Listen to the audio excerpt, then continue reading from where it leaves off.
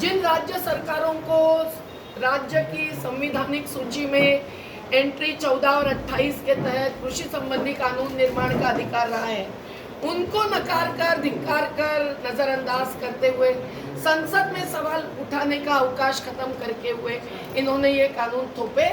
आज वो फिर राज्य सरकारों की सहमति की बात करते हैं, दावा करते हैं, लेकिन हम जानते हैं कि वो अपने ही एनडीए के दायरे में रहे राज्य सरकारों से सहमति पा सकते हैं। बाकी पंजाब से लेकर छत्तीसगढ़ से लेकर केरल से लेकर राजस्थान तक और महाराष्ट्र ने भी एक प्रकार से आधा अधूरा पर कह दिया है कि हम इन तीनों कानूनों के विरोध में हैं, पर महाराष्ट्र ने अभी अपने स्वयं के अधिकार के तहत कानून बनाना बाकी है।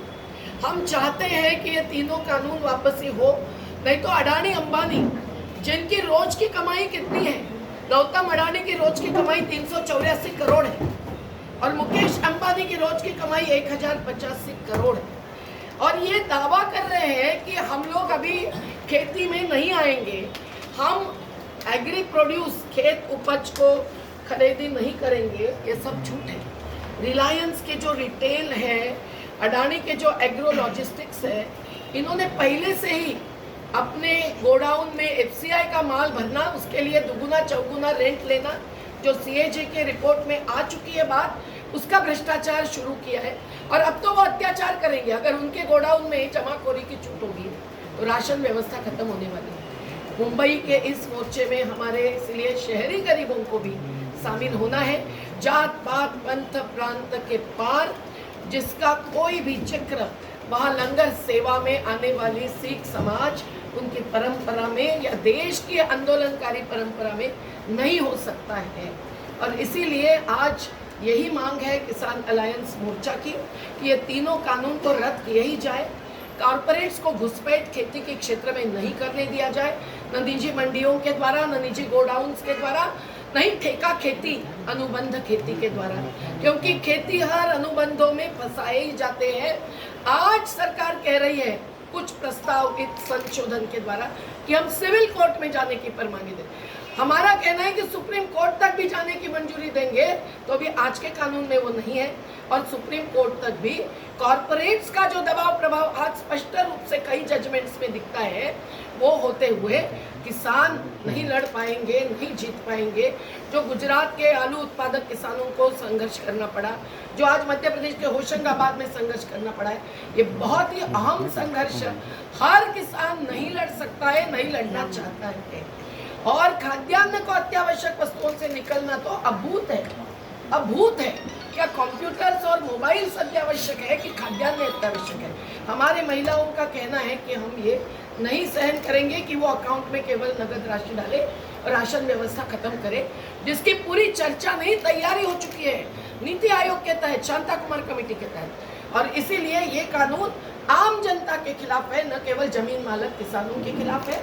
और इसीलिए कमेटी में जबकि सभी करीबन उन कानूनों के पक्षधर ही सुप्रीम कोर्ट ने लिए हैं, तो कहीं ना कहीं उनको भ्रमित किया गया है या वो निष्पक्ष न्याय के पक्ष में नहीं आगे बढ़ पाए हैं, कौन जाने। लेकिन कमेटी में शामिल न होने का संयुक्त किसान मोर्चा का निर्णय ने बिल पर स्टे दिया है और उसके बाद जो दिया है वो सुप्रीम कोर्ट के दायरे की बात उन्होंने ही सोचकर दिया हुआ है।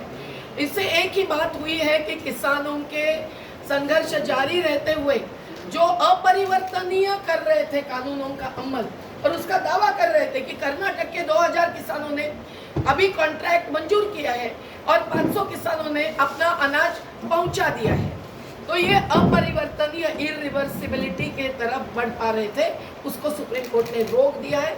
अब सुप्रीम कोर्ट को वो दोष दे रहे हैं, लेकिन उनको सुप्रीम कोर्ट ने कटघरे में खड़ा किया। और यूनियन ऑफ इंडिया केंद्र शासन का एफिडेविट अगर आप देखेंगे अभी, तो आपको मालूम पड़ेगा कि आज भी उनका रुख आंदोलनकारियों को अपमानित करने का, बदनाम करने का, और कांग्रेस या यूपीए सरकार के समय जो समितियां थी, उन समितियों के सिफारिशों के आधार पर आज के उनके कानून मंजूर बताने का अब ये सबसे सर्टिफिकेट्स लेना चाहते हैं। पर जिस कांग्रेस के कमेटियों के सिफारिशों का विरोध करके मोदी जी ने दावे किए किसानों के पक्ष में चुनाव पूर्व प्रक्रिया में, वो आज उसी का जिक्र करके अपने मार्ग को उन्हीं के मंजिल तक पहुंचाना चाहते हैं क्या? ये हमारा सवाल है। और कांग्रेस के समय नहीं था इतना कॉर्पोरेटीकरण। आज coal blocks, railway, public sector enterprises, सभी अडानी अंबानी जैसे मुट्ठी भर उद्योगपतियों को देखकर इन्होंने अपनी दानत तो दिखाई है उनके पक्ष में। इसलिए आज की परिस्थिति में कोई भी ये दावे मला असं का पत्रकार बंधूंना विनंती आहे की बघा हे याचं वेगळं स्वरूप होतंय आमचे सगळे। इसलिए 16 तारीख को किसान अलायंस मोर्चा नाम के एक बहुत बड़ी एकजुटता करके मुंबई जो वित्तीय राजधानी है देश की, जहाँ की आवाज़ पूरे देश भर जाना संभव है, वो मोर्चा एक अद्भुत ताकत निकालकर इस किसानों के मुद्दों को, 3 कानून वापसी को, नए MSP कानून की मांग को, और राज्य सरकार ने भी पंजाब, छत्तीसगढ़, राजस्थान, केरल जैसे महाराष्ट्र में भी अपने हक के आधार पर जो संविधान की राज्य की सूची में है, अपने कानून घोषित करते हुए किसानों को संपूर्ण कर्ज मुक्ति और हर उपज का दूध भी, वनोपज भी, मछली भी, फल सब्जी भी शामिल करते हुए सही दाम स्वामीनाथन आयोग के आधार पर देने वाला कानून लाना ही चाहिए। और ये विश्वास पूरी जनता को देना चाहिए कि हम राशन व्यवस्था खत्म नहीं करेंगे। हम विविध प्रकार के असुरक्षित श्रमिकों के जो कानून रद्द करके वेलफेयर बोर्ड्स भी रद्द करने की केंद्र सरकार की साजिश है, उसको नहीं मानेंगे। हमारे वेलफेयर बोर्ड्स बीड़ी कामगारों के लिए, निर्माण मजदूरों के लिए, डोमेस्टिक सर्वेंट्स के लिए जारी रहेंगे और हम अपने अधिकार जताएंगे, तभी आम जनता का अधिकार भी सुरक्षित रहेगा। इसलिए 16 जनवरी को हमारा अपील है कि मुंबई के हर संवेदनशील, हर प्रगतिशील, हर किसान मजदूरों के पक्ष में रहे नागरिक इंसान ने रास्ते पर उतरकर 2 बजे मरीन लाइन स्टेशन से चलकर आज़ाद मैदान तक पहुंचकर अपना पूरा समर्थन जाहिर करना जरूरी है। ताई 26 तारीख को भी किसान मोर्चा निकलने वाला है, वो कहाँ से कहाँ तक? 26 जनवरी प्रजासत्ताक दिवस है।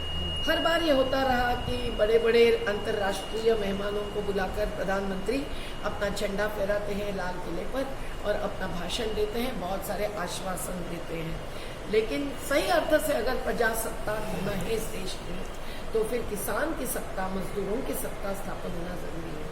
इसलिए 26 जनवरी को सरकार के कार्यक्रम में कोई भी व्यवधान न लाते हुए ट्रैक्टर रैली से दिल्ली चलने की बात घोषित हो चुकी है। पर जिले जिले में, राज्य राज्य में हम तो बैलगाड़ियों की रैलियां भी चाहते हैं, पैदल मार्च भी चाहते हैं, पर आम किसानों ने, जिसमें सभी प्रकृति पर जीने वाले समुदाय और मेहनत कश शामिल हो, इनकी भी रैलियां निकलने वाली है। क्योंकि सही अर्थ से प्रजासत्ताक का नारा ही नहीं, संकल्प उस दिन जाहिर होने वाला है। 18 जनवरी को महिला किसान दिवस है। आज Singhu border, Tikri border, Shahjahan border, Palwal border, Ghazipura border पर जो मंच लगे हैं, वो 18 जनवरी को महिलाओं से भरने हैं, महिलाओं से चलने हैं। आज महिलाओं की वहाँ भी संख्या बढ़ती जा रही है। महिलाएं अपने घर के ट्रैक्टर्स भी पंजाब हरियाणा में चला रही हैं। खेती का काम अलग अलग जगह पर निपट कर राज्य राज्य के लोग आज दिल्ली के सीमाओं पर हाजिर है। इसलिए पंजाब हरियाणा को अलग थलग करना संभव नहीं है। ये अब राष्ट्रीय आंदोलन है और राष्ट्रीय ही रहेगा। ये 26 जनवरी और 26 जनवरी के बाद भी संघर्ष से मंजिल तक पहुंचने का हमारा संकल्प कह रहा है।